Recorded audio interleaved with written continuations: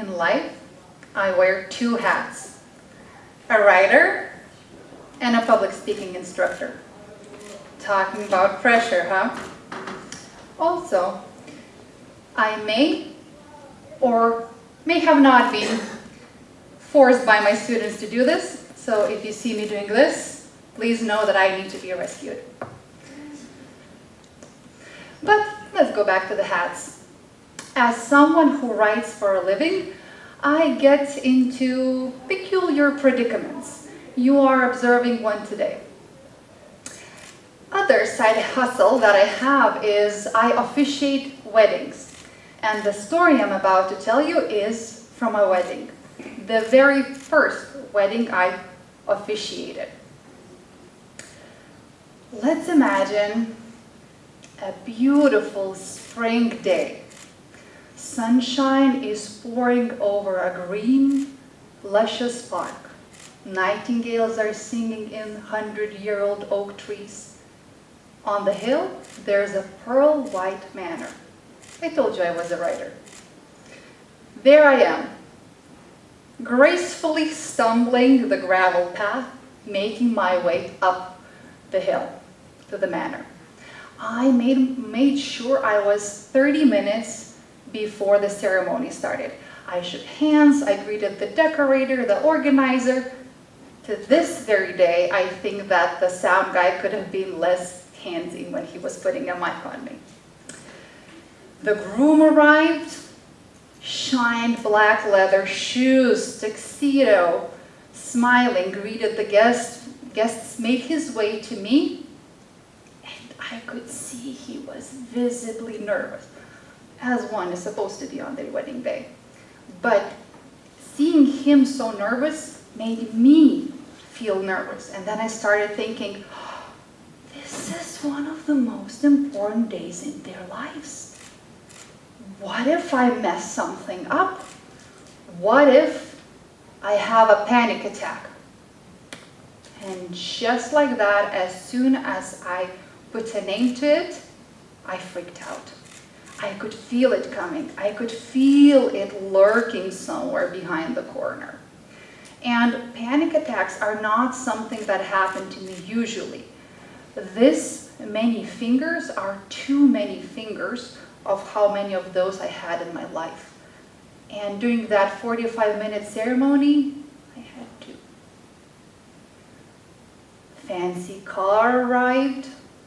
The bride came. She started making her way up to us. Everything felt silent, except for the nightingales in the oaks. And the groom got even more stressed out. I could swear he stopped breathing for a while. After all, they grew up in that charming little town. They were high school sweethearts walking on the same gravel path. Him thinking, is it okay if I kiss her? Her thinking, is it okay if I kiss him? And I'm not making this up. After all, I officiated their wedding. I have some intel. The bride arrived, the ceremony started. I wish I could tell something cliche like, and everything was perfect. Trust yourself. Everything you need is already inside you. I wish. I have a beautiful photo from that day. The bride, the groom, me, all beaming with smiles as their teeny tiny dog is making its way carrying wedding rings. Beautiful moment.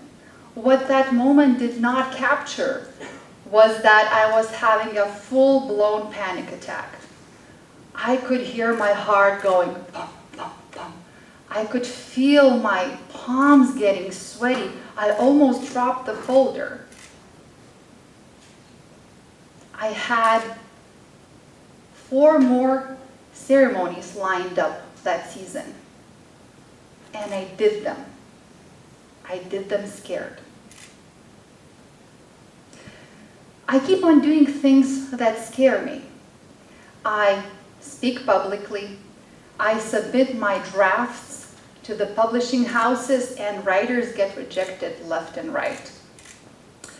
I visit schools, my readers.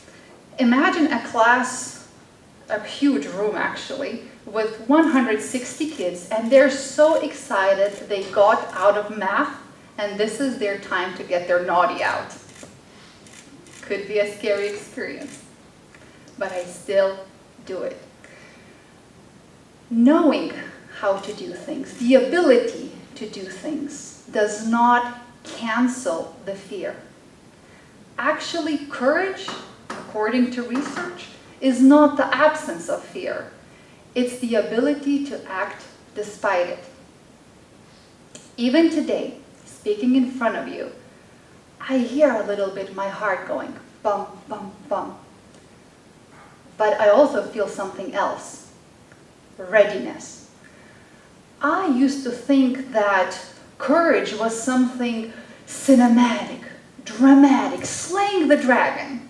In real life, it can look like a woman trying not to drop her folder. So, in your life, it could also look like you. Someone who shows up even though you would like to vanish.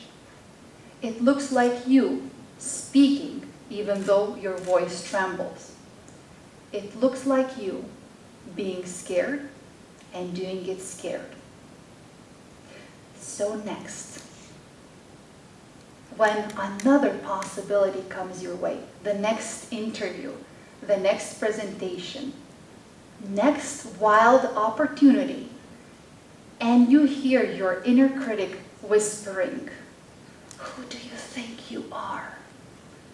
Say loudly back, "I'm scared, and I'm someone who's doing it scared." Thank you.